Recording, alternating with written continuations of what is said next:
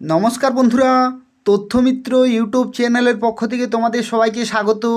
আজকে এই ভিডিওতে আমরা আলোচনা করব ত্রিপুরার পুলিশে স্পেশাল এক্সিকিউটিভ নিয়োগ সংক্রান্ত অত্যন্ত গুরুত্বপূর্ণ একটি খবর সম্পর্কে। তোমরা যারা দীর্ঘদিন ধরে পুলিশের স্পেশাল এক্সিকিউটিভ নিয়োগের জন্য অপেক্ষা করে আছো, তাদের জন্য আজকের এই ভিডিওটি অত্যন্ত গুরুত্বপূর্ণ হতে চলেছে। কারণ তোমরা প্রত্যেকেই জানো যে 13ই মার্চ 2026 তারিখ থেকে 25শে মার্চ 2026 তারিখ পর্যন্ত ত্রিপুরাতে বিধানসভার অধিবেশন চলছে এবং এই অধিবেশনে বিভিন্ন বিষয় নিয়ে আলোচনা হচ্ছে এবং বিভিন্ন সিদ্ধান্ত গ্রহণ করা হচ্ছে। এবং এই যে সমস্ত আলোচনাগুলি হচ্ছে তার মধ্যে অন্যতম একটি আলোচনা হচ্ছে ত্রিপুরার পুলিশে স্পেশাল এক্সিকিউটিভ পদে নিয়োগ। এবং এই নিয়োগ কিন্তু দীর্ঘদিন ধরে ঝুলে আছে এবং এই নিয়োগ কবে সম্পন্ন করা হবে সেই সংক্রান্ত তথ্য কিন্তু উঠে আসছে বিধানসভার অধিবেশনের থেকে। এবং মুখ্যমন্ত্রী ডক্টর মানিক সাহা তিনি কিন্তু আশ্বাস দিচ্ছেন যে খুব শীঘ্রই এই সমস্ত পোস্টে কিন্তু নিয়োগ কমপ্লিট হবে। দেখো, পুলিশ এক্সিকিউটিভ পদে নিয়োগ বাতিলের আশঙ্কা কিন্তু সুদীপের। সম্পূর্ণ তথ্য সম্পর্কে আলোচনা করব, পুরোপুরি তোমরা ভিডিওটি দেখতে থাকো। দেখো, যতদিন যাচ্ছে ত্রিপুরা পুলিশের স্পেশাল এক্সিকিউটিভ পদে নিয়োগ কিন্তু ধোঁয়াশা তৈরি হচ্ছে এবং বেকারদেরও হতাশা বাড়ছে। কারণ দীর্ঘদিন হয়ে গেল, এতদিন পর্যন্ত নিয়োগ কমপ্লিট হয়ে যাওয়ার কথা, কিন্তু এখনও পর্যন্ত নিয়োগ কমপ্লিট হলো না। যদিও মুখ্যমন্ত্রী পুলিশের স্পেশাল এক্সিকিউটিভ পদে শীঘ্রই নিয়োগ করা হবে বলে কিন্তু আশ্বস্ত করেছিলেন, তবে এটাও ঠিক যে পুলিশ এক্সিকিউটিভ পদে নিয়োগ নিয়ে কিছু পুলিশ অফিসার এবং কিছু নেতামন্ত্রী ও রাজ্য সরকারকে কালিমালিপ্ত করার কিন্তু চেষ্টা করছেন।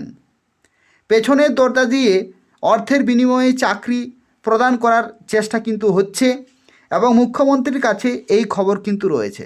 অর্থাৎ এই যে নিয়োগ, এই নিয়োগের ক্ষেত্রে টাকার বিনিময়ে চাকরি, এই চেষ্টাও কিন্তু অনেকেই করেছেন। এবং ডক্টর মানিক সাহার নেতৃত্বে রাজ্য সরকার স্বচ্ছতার সঙ্গে কিন্তু চাকরি দিচ্ছে। বুধবারেও তিনি রাজ্য বিধানসভায় জানিয়েছেন যে দুর্নীতির সঙ্গে কোনো কিন্তু আপোষ নয়। অর্থাৎ এই যে নিয়োগ, এই নিয়োগের ক্ষেত্রে কোনো রকমভাবেই যাতে দুর্নীতি না হয় তার জন্য কিন্তু সরকার যথেষ্ট ব্যবস্থা গ্রহণ করছে। এবং বুধবার বিধানসভায় একটি দৃষ্টি আকর্ষণী নোটিশের উপর আলোচনার অংশ নিয়ে বিধায়ক সুদীপ রায় স্পেশাল এক্সিকিউটিভ পদে আবার নতুন করে নিয়োগ করা হতে পারে বলেও কিন্তু আশঙ্কা প্রকাশ করেছেন। সরকার বলছে যে 6,067টি পদে স্পেশাল এক্সিকিউটিভ নিয়োগের প্রক্রিয়া কিন্তু চালু আছে।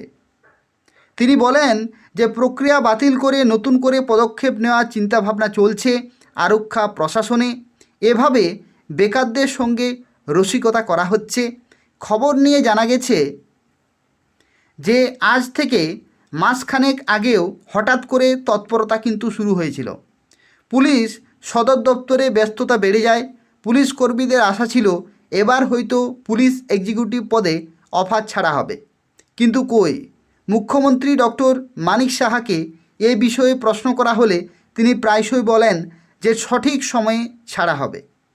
কিন্তু খবর নিয়ে জানা গেছে যে পুলিশ এক্সিকিউটিভ পদে অফার ছাড়ার আগেই অনেক বিজেপি নেতা ও মণ্ডল স্তরের কিছু নেতা দুর্নীতিতে কিন্তু জড়িয়ে পড়েছেন।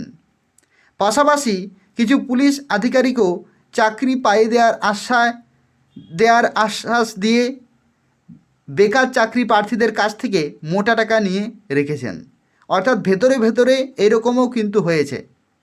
গোটা রাজ্য থেকে 6,000-এর উপর কিন্তু নিয়োগ করার কথা, কিন্তু দেখা গেছে যে পশ্চিম জেলাতেই 6,500-এর মতো ভাগ্যবান তালিকায় কিন্তু স্থান পেয়েছেন। মুখ্যমন্ত্রী ডক্টর মানিক সাহা প্রতিনিয়ত স্বচ্ছতার সঙ্গে রাজ্য সরকার চাকরি দিচ্ছে বলেই কিন্তু বড়াই করেন, কিন্তু পুলিশ এক্সিকিউটিভ পদে নিয়োগের আগেই অস্বচ্ছতার ছায়া কিন্তু পড়েছে। বেশ কিছু মণ্ডল নেতা ইতিমধ্যেই বেকার চাকরি প্রার্থীদের কাছ থেকে পুলিশ এক্সিকিউটিভ পদে নিয়োগের জন্য টাকা নিয়ে রেখেছেন বলেও কিন্তু খবর। দুর্নীতির গন্ধ পেতেই গোটা প্রক্রিয়াটি এখন কিন্তু হিমঘরে পাঠিয়ে দেওয়া হচ্ছে বলে বিশ্বস্ত সূত্রে কিন্তু জানা গেছে। অর্থাৎ এই রকমের ঘটনা কিন্তু ঘটছে স্পেশাল এক্সিকিউটিভ নিয়োগের ক্ষেত্রে। অর্থাৎ বহু চাকরি প্রার্থীর কাছ থেকে কিন্তু অনেক নেতামন্ত্রী তারা কিন্তু টাকা নিয়েছেন চাকরি দেওয়ার আশায়। এর আগে গত বিধানসভার অধিবেশনে প্রশ্নোত্তর পর্বে বিধায়ক অশোক চন্দ্র মিত্র সেই প্রশ্নটি তোলেন। স্বরাষ্ট্র দপ্তরের ভারপ্রাপ্ত মন্ত্রী জানিয়েছেন যে রাজ্যে পুলিশের স্পেশাল এক্সিকিউটিভ পদগুলোর নিয়োগ প্রক্রিয়া কিন্তু কাজ চলছে, যা সম্পন্ন হলেই স্পেশাল এক্সিকিউটিভ পদগুলোর লিখিত এবং অন্যান্য পরীক্ষার ফল প্রকাশ করা হবে। একাংশ বেকার চাকরি প্রার্থীদের অভিযোগ, পুলিশের স্পেশাল এক্সিকিউটিভ পদে চাকরি পাইয়ে দেওয়ার লোভ দেখিয়ে কিছু রাষ্ট্রবাদী নেতা, এমনকি পুলিশের কিছু আধিকারিক নিজেদের কামাই বাণিজ্য জম্পেশ করতে মাঠে নেমেছেন।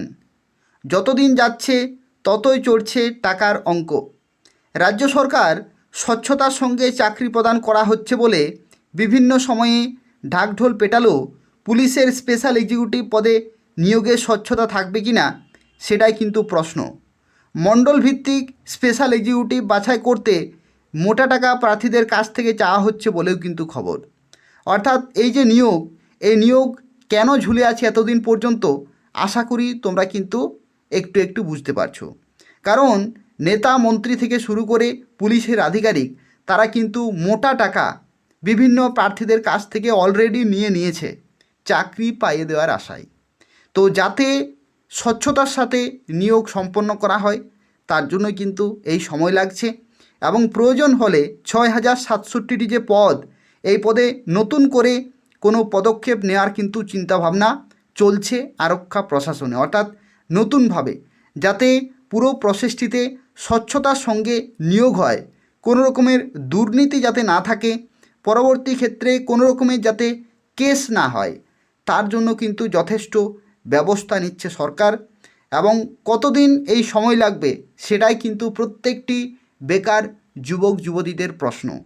কারণ বছরের পর বছর কিন্তু সময় কেটে যাচ্ছে, অথচ এখনও পর্যন্ত নিয়োগ পর্যন্ত কমপ্লিট হলো না।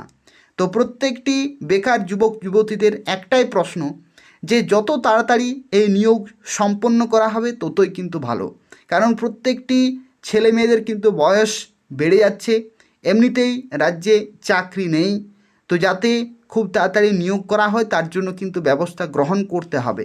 কারণ অধিবেশন আসছে যাচ্ছে কিন্তু কোনো সিদ্ধান্ত গ্রহণ করা হচ্ছে না বা কোনো পদক্ষেপ কিন্তু নেওয়া হচ্ছে না সরকারের পক্ষ থেকে।